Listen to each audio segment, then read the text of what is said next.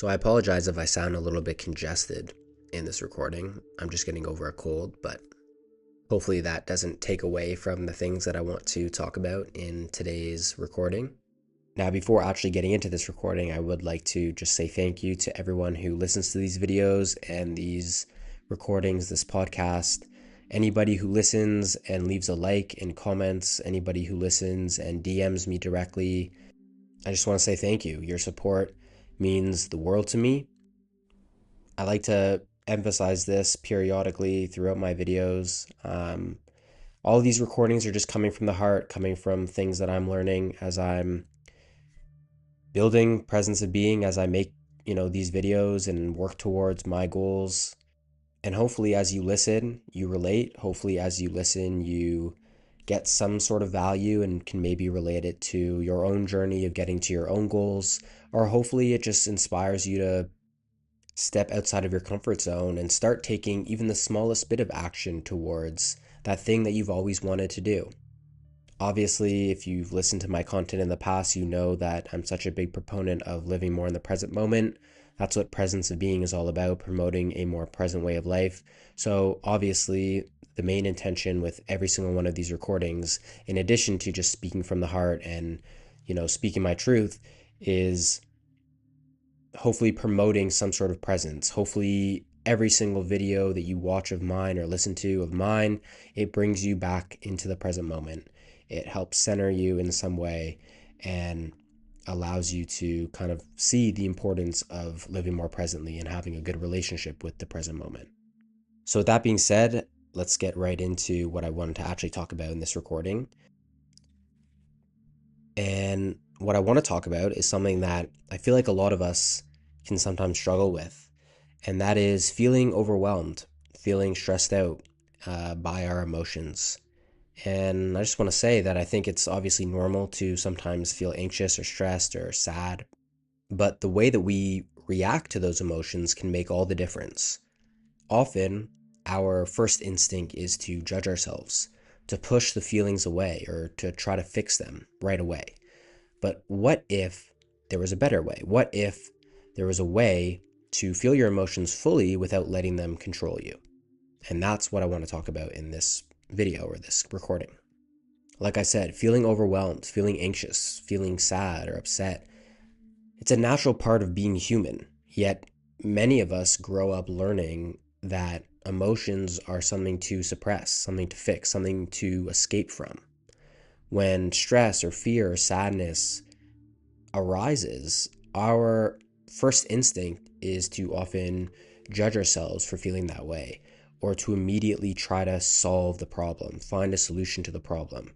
We distract ourselves maybe with social media or work or relationships or our responsibilities, other tasks, or we attempt to fix the emotion as if it were broken. And while these reactions are understandable, of course, we're all human, no one has all the answers. They often have the unintended effect of making these emotions feel even more intense or persist for even longer. And I think the first step toward emotional regulation and, feeling this inner calm, you could say, is learning to allow ourselves to truly feel what we feel without judgment, without resistance, and without letting the emotions control our actions or letting these emotions dictate our overall sense of self. Instead of judging ourselves when these emotions come up, like sadness or fear or whatever the emotion is, instead of trying to distract ourselves rather than feeling the emotion, instead of trying to push it away or suffocate it in any way, what if we just learned to accept it, to acknowledge it, to pay more attention to it? Maybe that would be a better way of going about things. And from my personal experience and from the things that I've studied and learned, that is actually the better way to handle these emotions rather than trying to push them away, rather than trying to resist them. Now, of course, when you first think about this, it may not make any sense. Why would you want to acknowledge them if it's a feeling that you don't want to feel? Well, acknowledging them, accepting the emotion, isn't about giving into them or letting them dictate our behavior. Rather, it's about noticing the emotion, observing it, and allowing it to exist without labeling it as good or bad. For example, if sadness or fear arises, you might pause and ask yourself, what am I feeling right now? Where do I feel it in my body? You might notice tension maybe in your chest. You might notice a knot in your stomach, or maybe you notice tightness in your shoulders or something. Simply naming and observing these sensations, and perhaps even verbally telling yourself, like, I am anxious, or I am upset, and that's okay. This is going to pass. By actually telling yourself that, that creates space for the emotion to exist without taking over completely.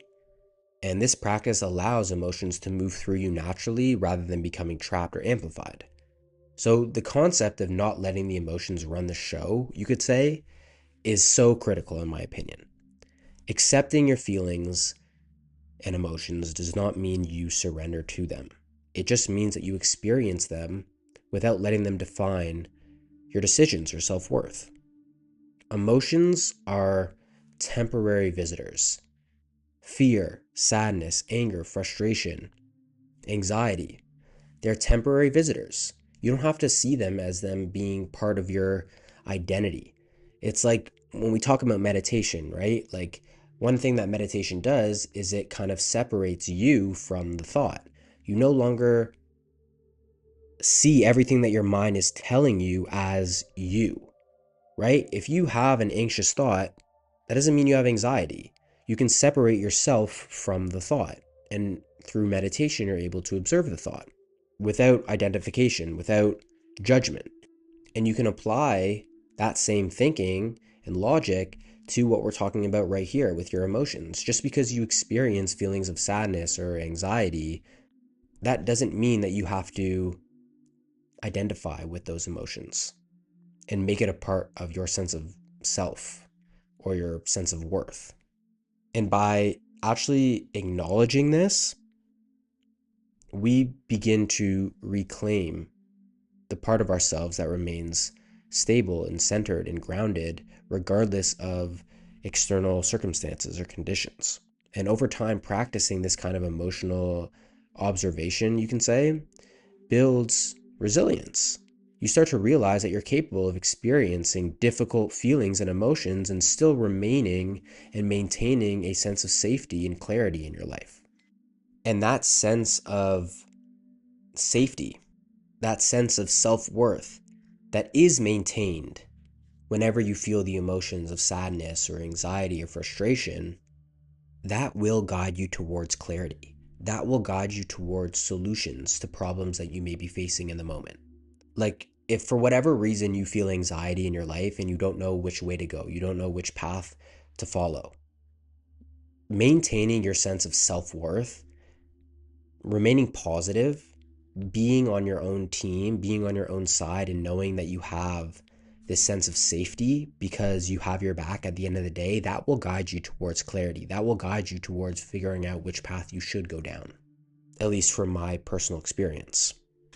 And with all this being said, I think practical strategies can make this process feel like, you know, make more sense, I guess you could say. Make this process make more sense. So whenever a strong emotion arises, whenever you feel anxiety or stressed out, or you feel comparison, or you feel overwhelmed, instead of instantly going to, how can I fix this?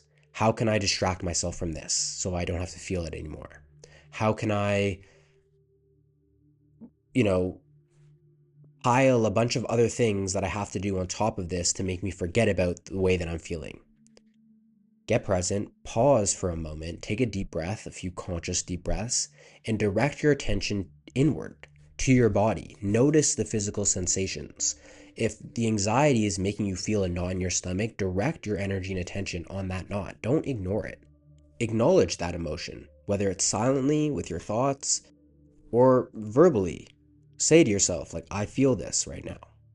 Give yourself permission to experience the emotion without letting it control you.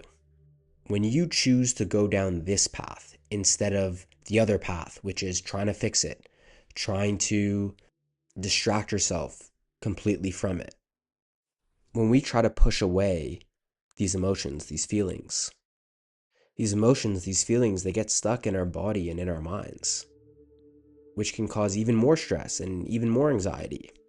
It can amplify the initial emotion that you're feeling. But when you accept it, when you acknowledge it, when you pay attention to it, you allow it to move through you naturally. So give yourself permission to feel it fully. Then intentionally shift your focus back to something like your breath. And I really believe that when you do this, when you actually incorporate this kind of mindful observation into your life, it will help your emotions move through you naturally without dictating your reactions, which is the essence of emotional regulation. So, just to conclude this, learning to accept and regulate your emotions is a profound act of self care and self love and self respect. And it requires patience, it requires practice, and it requires a willingness to confront the discomfort without fear, which is, I understand, a lot easier said than done. But by acknowledging your emotions instead of feeling the urge to push them away, we can transform like our lives and the way that we approach, you know, these feelings that can come up and make us feel like shit. So, you know, just give yourself grace and compassion whenever those emotions do come up, and know that you don't have to identify yourself with them. You can observe them, you can notice them, you can give them recognition, and while doing that, you'll be able to see how naturally they just dissolve over time. By throwing them under the carpet and pretending that they're not there, it's only going to cause more problems, just like anything else in life. Confronting it and acknowledging it and addressing it when it comes up is ultimately your best bet. And again, I'm just talking from personal experience. And in some capacity, I feel like we all can relate to this, or we've experienced this in some way, shape, or form, or we just know that this is the truth, yet we don't follow that truth for who knows what reason. But maybe it's because it's difficult to, in the moment, face that truth and confront that truth. But when you ignore things and you pretend that things aren't there, it's only going to cause more problems. So when the emotions come up, pause, get present, take a few deep breaths, notice the sensations in your body where you're feeling the emotion, acknowledge it, recognize it, accept it, feel it, and then focus back on your breathing and watch how that emotion slowly over time starts to dissolve. And you'll feel better. I really believe that you'll feel better if you start practicing this. You don't have to let the emotion control you and run the show. You don't have to let the emotion control your reaction and your behavior. Like, you can remain in control when you do this. So hopefully this helps. Hopefully you got some value from listening to this. Thank you for being a part of Presence of Being and everything that we're building at Presence of Being. If you enjoyed listening to this, leaving a like, commenting, subscribing if you haven't already would mean a lot. Leaving a positive review on the podcast if you enjoyed listening to this. Also, if you're listening to this on Spotify or Apple, would mean a lot. And if you want to go to presenceofbeing.co and grab a hat and support what we're building, which is promoting a more present way of life, that would be really cool as well. So thank you for listening. I hope you're having an amazing day wherever you are listening to this. DM me if you have any comments or questions or anything like that. I'm happy to chat. And yeah, that's it. Thank you again for listening, and I will see you in the next recording very soon.